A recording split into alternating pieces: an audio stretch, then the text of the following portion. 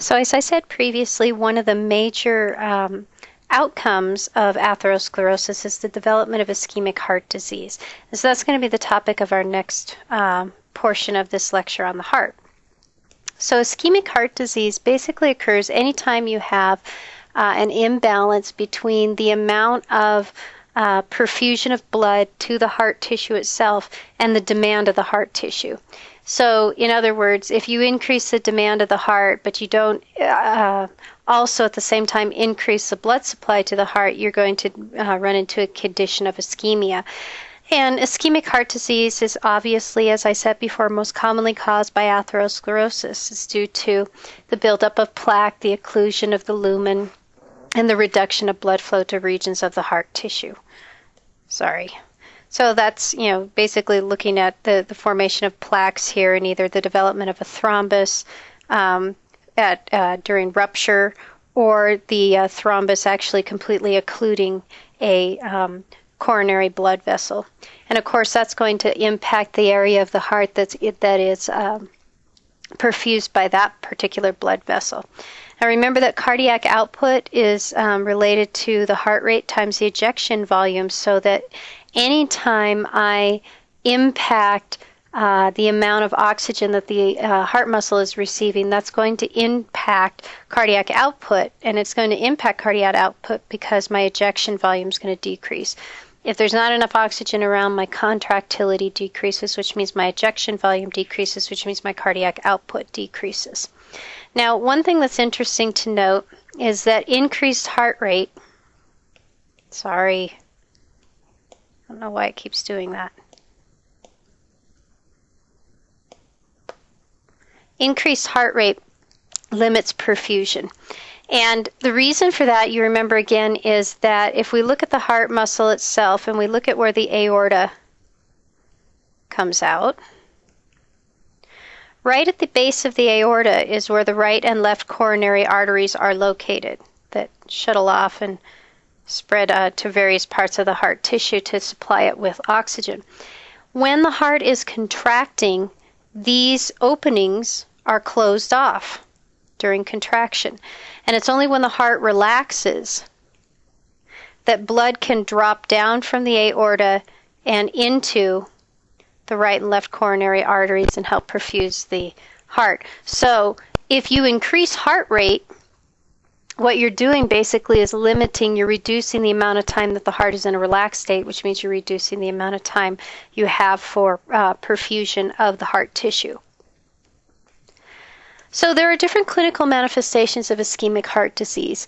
And by the way, nearly 500,000 people every year die of this. Most often, if somebody's going to have a heart attack, which is one of the clinical manifestations of ischemic heart disease, they'll have it usually in the morning, and that's pretty much due to the fact that norepinephrine and epinephrine levels are higher in the morning, and these lead to vasospasm and higher blood pressure, which can contribute to a myocardial infarct. We're going to look at the four major clinical manifestations of ischemic heart disease, and these include angina pectoris, or chest pain, acute myocardial infarction, or heart attack, chronic ischemic heart disease, and something called sudden cardiac death. The last two we won't spend too much time on, but the first two we'll spend a little more time on. So let's start out with angina pectoris, which literally means pain in the chest. Pectoris means chest, angina means pain. So this is when somebody experiences chest pain, they're experiencing angina pectoris, and it's usually because you've got occlusions occurring, and occlusions that are slowly making it a particular region of the heart muscle less perfused with oxygen and blood. And there are different types of angina pectoris. There's what's called stable angina. Stable angina, there we go. Stable angina is when you have pain on exertion. So you go out for a long walk or a jog or whatever, and you get chest pain. This is the most common type by far and away. And the nice thing about it is when you stop exerting yourself and you get back to a state of rest, the chest pain goes away. The next type is called Prinzmetal angina, also sometimes called variable, variable angina. And variable angina is when you have pain at rest. The chest pain is experienced when a person is at rest. Oftentimes it's experienced during the nighttime. And we think this is because of some sort of vasospasm of one or more coronary blood vessels. It's usually treated pretty easily with things like nitroglycerin. Unstable angina, or what's also called crescendo angina, is the one you do not want to have. This is where over the course of 3 or 4 days, the intensity of the pain in the chest gets worse, the duration or the length of time that it lasts gets longer. And it's usually pain at rest, and it's usually an indication that you've got some sort of disruption of plaque and that you've got some sort of thrombus formation, and it's usually a herald or a precursor of a myocardial infarct. So what exactly is an acute myocardial infarct? Infarction is death of tissue due to ischemia. Okay, so necrosis of tissue due to ischemia. And you should note here that when I have a region of the heart muscle that is deprived of oxygen and blood, it can withstand that ischemia for as much as 20 to 40 minutes before you have irreversible damage occur. 20 minutes is sort of the, I guess, baseline. Anything more than 20 minutes, you could have irreversible damage to the heart tissue. Anything less than 20 minutes, the heart tissue may be able to rebound from the injury. So if we imagine here in this heart that we have a blockage occurring right in this area, that means that this region of the heart muscle downstream, if you will, from that blood vessel is going to be the area at risk of tissue death due to an infarct. And there are different types of acute myocardial infarctions depending on the severity of them and their location. So if we were to look at this region that's undergone infarct and look at it from the side, we would see that here's the outside of the heart. Here's the inside of the heart. And you can see here's that obstructed coronary artery. Now the first place it's going to start experiencing tissue death is going to be the region located farthest away from that artery. This is like what we looked at with cerebral infarction, with tissue death of the brain parenchyma. The areas that are located farthest away from the circulatory vessels are the ones that are at greatest risk of death during ischemia. So you can see here's my first initial wave of necrosis, zone of necrosis. And this is called a subendocardial myocardial infarct. Subendocardial means it's just below the endocardium. There's the endocardium right there. And it's just below that layer. Now, it can eventually create, over the course of a couple days, what's called a wavefront pattern of myocardial infarct.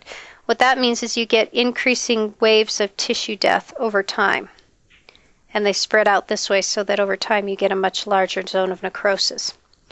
There's another type of acute myocardial infarct called a transmural infarct, and this is more severe. By definition, if 50% or more of the myocardial wall is damaged, it's considered transmural. And in this case, there's a greater risk of rupture of the cardiac wall after a period of 7 to 10 days later. We'll talk about that later on. But the transmural myocardial infarct is the worst one. That means you have a greater amount of tissue damage. Now, there's ways that a physician can test to see if a person's had a myocardial infarct, and she can rely on the release of certain proteins from the damaged heart cells, from the damaged myocytes. And by measuring the presence of those particular proteins in the blood can have an idea as to whether a person has undergone or experienced a myocardial infarction. Some of these myocardial proteins include troponin I and troponin T. These are two that are distinctly found in heart tissue. So if you find them in the blood, it's a safe bet to say they're in there because some heart cells have been damaged. And these guys usually first appear somewhere around 2 to 4 hours out after an MI. They peak at around, I think it's around 24 hours. And then they will stay high for up to 7 to 10 days. So they're nice because even if a person doesn't have a blood test run for several days, you can still know whether or not that person has had a myocardial infarct. Another one that's kind of considered, or used to be at least, considered the gold standard was creatine kinase myocardial bound, CKMB for short. Now, creatine kinase is found in skeletal muscle too, but creatine kinase MB is one that is specific to heart muscle tissue.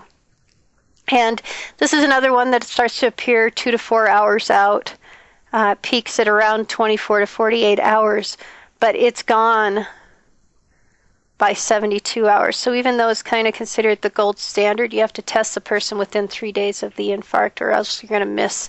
If you're looking for CKMB as your indicator of a myocardial infarct, you'll miss it. Another one that's sometimes looked at is LDH, or lactic dehydrogenase. Lactic dehydrogenase is a byproduct that indicates that the heart muscle tissue is undergoing anaerobic respiration and producing lactic acid. And that's just sort of I guess sort of an indirect indicator of myocardial infarct. These pictures here show you what heart tissue can look like. This is a severe, obviously fatal myocardial infarct. Everything that's in black there is necrotic tissue from that infarct. And you can see how profound the tissue death was all along the heart muscle there. Now, when a person experiences a myocardial infarct, they're also at an increased risk subsequently for a number of different complications. For one, they can develop arrhythmias as a result, and they may require a pacemaker after myocardial infarct. Sometimes, because of the tissue death that occurred in the muscle tissue, they won't have proper contraction anymore, so they'll have contractile dysfunction in one or more chambers of the heart. They may have an aneurysm in the wall of the myocardium, or even a rupture, and that's what this picture is showing you here, where the wall of the heart actually ruptured open. Obviously, that was a fatal event. You can get mural thrombus. Mural means wall, so on the wall of the interior wall of the heart, you can get the formation of blood clots. And some people will develop what's called progressive heart failure or chronic ischemic heart disease, which I'm going to talk about now. So chronic ischemic heart disease is also sometimes called ischemic cardiomyopathy. And basically what this is when somebody experiences a myocardial infarct, particularly if it's a relatively severe myocardial infarct, they can end up, as a result of that, going into congestive heart failure. They get progressive heart failure because there's not enough functional myocardial tissue to circulate the blood. And for a period of time, the heart may try to compensate for this through hypertrophy, and but usually that compensation mechanism doesn't last very long. Usually the person eventually goes into full-blown congestive heart failure as a result. And this is usually associated again with people that have had a fairly severe myocardial infarct, and thus these are people that usually probably had moderate to severe atherosclerosis. Now, the last type of ischemic heart disease I'm going to talk about is sudden cardiac death, and I'm not going to spend too much time on this. There's a number of things that can cause this, but it's basically when a person dies unexpectedly with or without symptoms, coronary symptoms, but because of some sort of heart problem. Most typically, it's a lethal arrhythmia. So very commonly, people will have ventricular arrhythmia, and they will just suddenly die. When you hear somebody in their 30s or 40s, they just drop dead. That's sudden cardiac death usually from a lethal arrhythmia.